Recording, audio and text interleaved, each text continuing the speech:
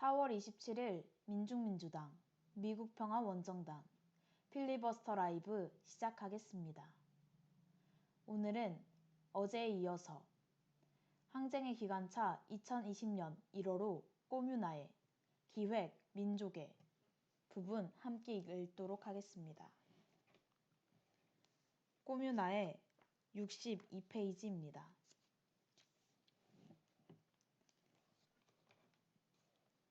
건준, 미군정에 의해 파괴된 인민정권의 꿈. 1936년 5월 5일 결성된 반일 지하통일전선단체인 조국광복회 회장 중 1인이기도 했던 여운형은 1945년 8월 15일 조선건국동맹을 모체로 한 조선건국준비위원회 건준을 조직했다. 건준은 완전한 독립국가 건설, 전 민족의 민주주의 정권 수립, 국가 질서를 자주적으로 유지, 대중생활 확보를 3대 강령으로 내세웠다.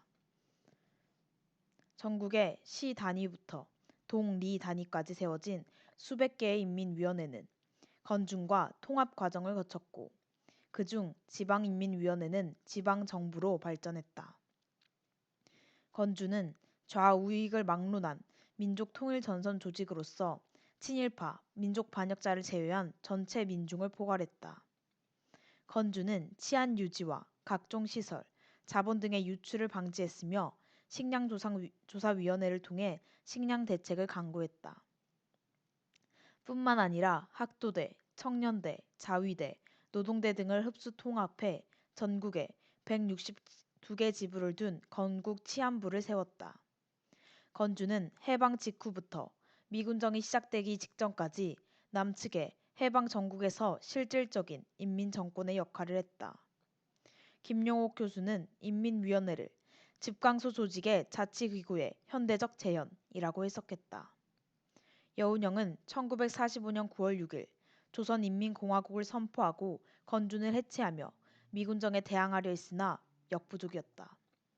미군정은 10월 10일 조선인민공화국을 불법단체로 규정하며 인민위원회를 극심하게 탄압했다. 미 역사학자 브루스 커밍스의 코리아 전쟁의 기원은 결국 미군정의 인민위원회 탄압에서 찾을 수밖에 없다는 지적대로 미군정은 일제 식민 통치와 본질상 아무런 차이가 없었다.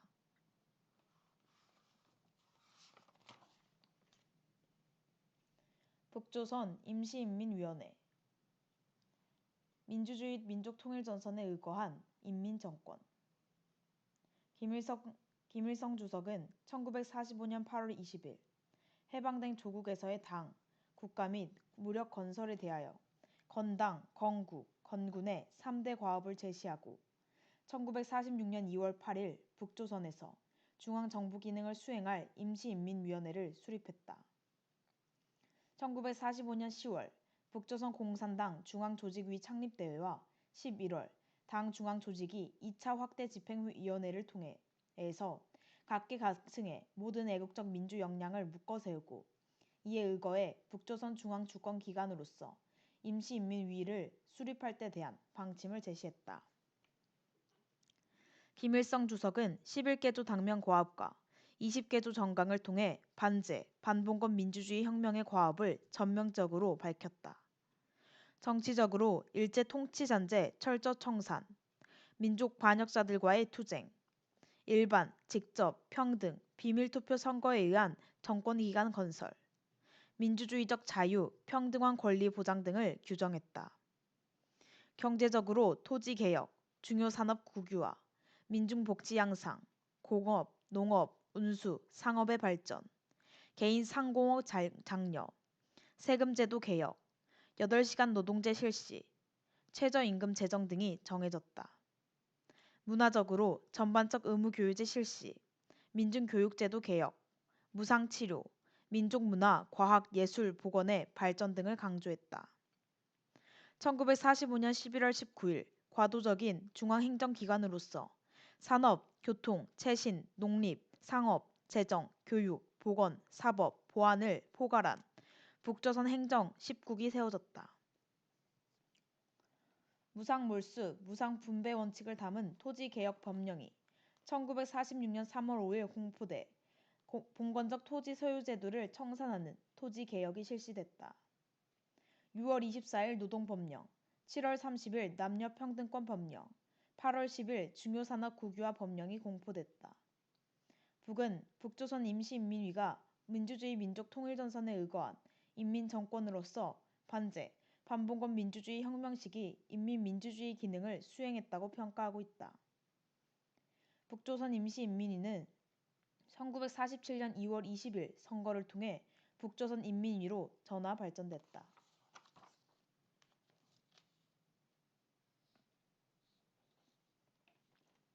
세큐리테 소시알, 민중정권 없이 민중복지 없다. 1945년 2차 세계대전 종전 후 10월 21일 재헌의회 선거 결과 프랑스 공산당은 148석을 차지하며 제1당이 됐다. 2차 세계대전 시기 레지스탕스의 주축이었던 공산당이 노동자, 민중의 지지를 받는 것은 필연이었다. 1943년 5월 반팔쇼 통일전선체로 구성된 전국 레지스탕스 평의회는 새로운 사회보장 제도인 세큐리테 소시알을 내놓았다. 프랑스 사공화정은 전국 레지스탕스 평의회가 중심이 돼 의회를 구성한 것과 다름없었다.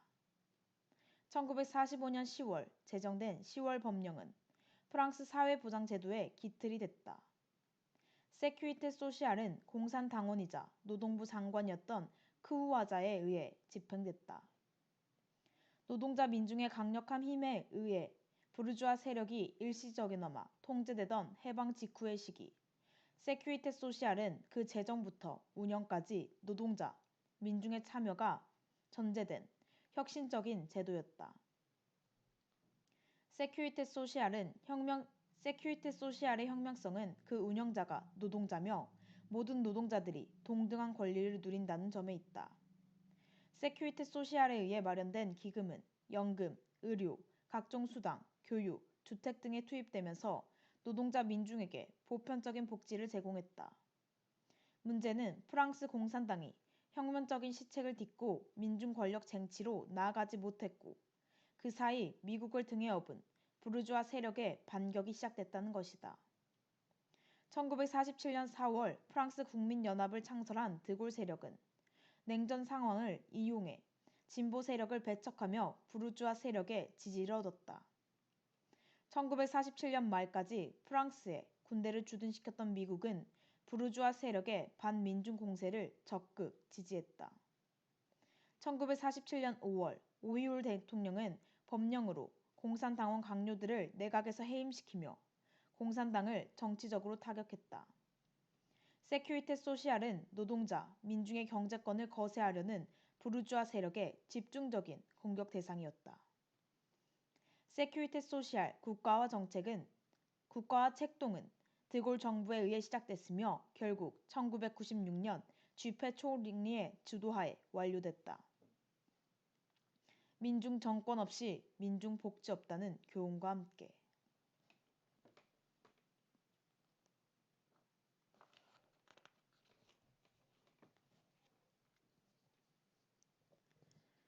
광주꼬민 민중은 항쟁과 정권의 주인 1980년 5월 18일 전두환 군사 파쇼에 맞선 광주 민중항쟁이 민중은 민중항쟁의 주인임을 입증했다면 시민군에 의해 해방된 광주는 민중이 민중정권 건설의 담당자임을 입증했다.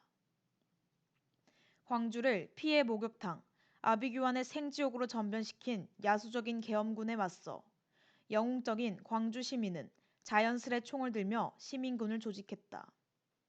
시민군은 시가전을 벌여 계엄군을 광주 외곽으로 밀어냈고 5월 21일 도청을 장악했다.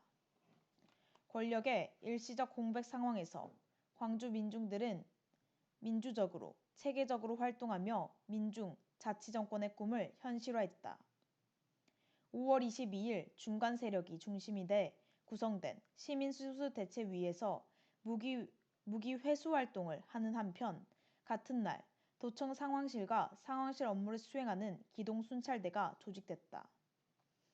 5월 26일 민주시민학생투쟁위가 계엄군의 재진입에 대비했다.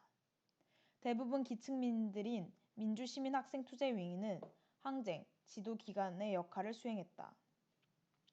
해방된 광주에서는 민중 스스로가 민중 정권이 민중 권력기관을 창출했고 무장대를 꾸렸다.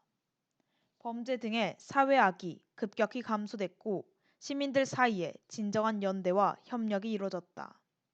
이 기간 광주 민중들은 자발적으로 무료 급식소를 운영했고 자연스레 역할을 나눴으며 초보적인 공동주의를 실현했다. 특히 시민군은 최후의 순간에도 민중을 우선적으로 보호했다. 미 웬트워스 공대 교수인 카치아 피카스는 광주는 20세기 파리 꼬민이며 민중의 저항과 자치 역량의 세계사적 정점이라고 격찬했다.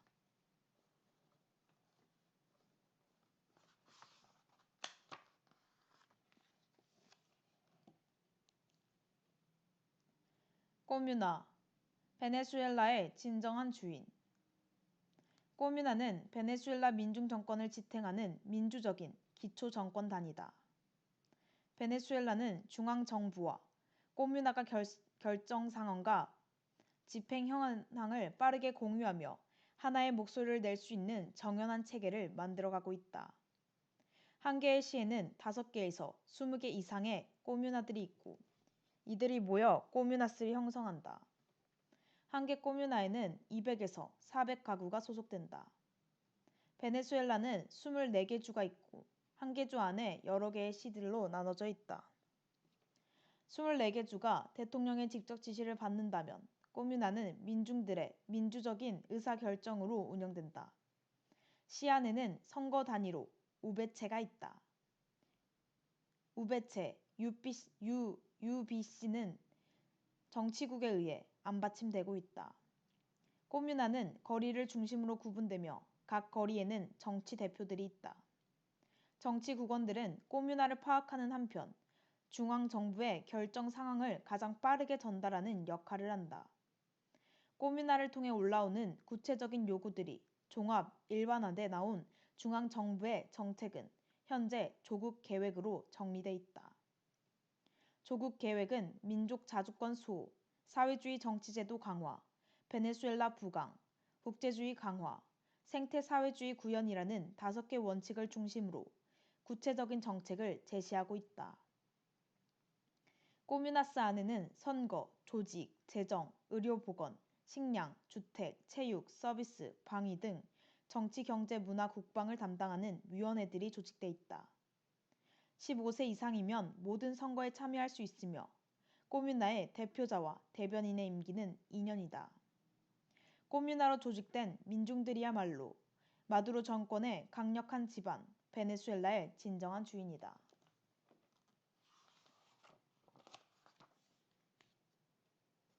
민중민주정권 21세기 혁명의 주역. 남코리아는 식민지, 반자본주의 사회다. 미 1제국주의에 정치, 경제적으로 예속돼 있고 경제, 구조적으로 기형적인 자본주의다. 민족해방혁명은 남, 북, 해외, 온 민족이 수행해야 하는 혁명이라면 민주주의 혁명은 남 사회의 특수성이 반영된 만큼 남민중이 스스로의 힘으로 수행해야 한다. 자유한국당, 민주당의 보수 양당이 번갈아가며 정권을 장악하는 현재의 정치체계를 깨고 수립돼야 하는 민중민주정권은 그래서 오직 항쟁으로만 가능하다. 민중민주정권의 이념은 민중민주주의이며 민중민주주의는 곧 공동주의 더하기 민주주의다. 민중민주정권이 수립되면 권력형 비리범, 친일파, 내외 반민중자본, 미군기지 등을 환수해 민중에게 복지로 돌려주는 환수복지 정책을 무엇보다 먼저 시행해야 한다. 환수복지는 빼앗긴 민중의 재원을 원래 주인에게 돌려준다는 의미로서 기존의 몰수 분배와 전혀 다른 새로운 개념이다. 환수복지를 통해 교육, 의료, 주택, 3대 공동무상 정책과 비정규직 실업자의 정규직화, 구조적 복지 청산을 단행해 민중 생활권을 1차적으로 향상해야 한다. 민중민주정권은 민중중심 사상에 첨단 과학기술을 결합시킨 21세기 혁명을 통해 민중의 정치력과 경제력을 가속적으로 강화시켜 나갈 것이다. 민중민주정권은 21세기 혁명의 주역으로 빛날 것이다. 네, 여기까지가 항쟁의 기관차 2020년 1월호의 꼬뮤나의 기획 민족 부분이었습니다. 어제부터 오늘까지 함께 민중 정권에 대해서 함께 알아보고 있습니다. 역사적으로 어떠한 민중 정권이 존재했는지, 그리고 우리가 21세기 혁명을 통해 남코리아의 민중 민주 정권을 결국 수립해 나가야 한다라는 것도 함께 알아봤습니다. 오늘은 4월 27일입니다. 꼭 2년 전 오늘 우리 코리아에서는 평화, 번영, 통일을 위한 판문점 선언이 발표된 날입니다. 하지만 2년이 지난 지금의 정세는 또다시 남과 미의 북침 전쟁 연습이 진행이 이미 되었고, 또다시 세계 정세는 전쟁의 위험 속으로, 전쟁의 먹구름으로 빨려 들어가고 있습니다. 우리는 이러한 상황에, 이러한 시대에 더욱 강력히 평화, 번영, 통일, 그리고 민중-민주 정권 수립을 위한 그 투쟁에 떨쳐 나서야 합니다.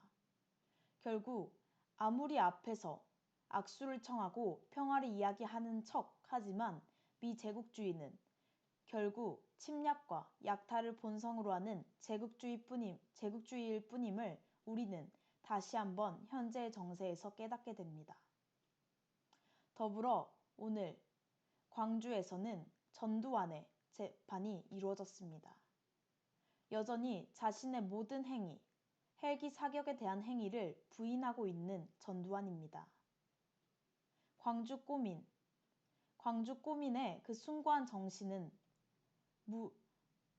미군을 등에 업은 전두환 파쇼 세력에 의해서 꺾어졌습니다. 수많은 광주에 피를 흘리게 한 수구 악패 세력, 전두환을 비롯한 모든 악패 세력을 우리의 힘으로 또한 청산해야겠습니다. 남코리아의 모든 민중들을 억압, 착취, 예속하는 중심 세력인 미제국주의와 그의 빌부터 기승하는 수구 악패 세력, 분단 수구 악패 세력을 반드시 끝장내고 민주의 정권, 민주의 세상으로 나아가야겠습니다. 이상으로 4월 27일 민중민주당 미국평화원정단 필리버스터 라이브 마치겠습니다.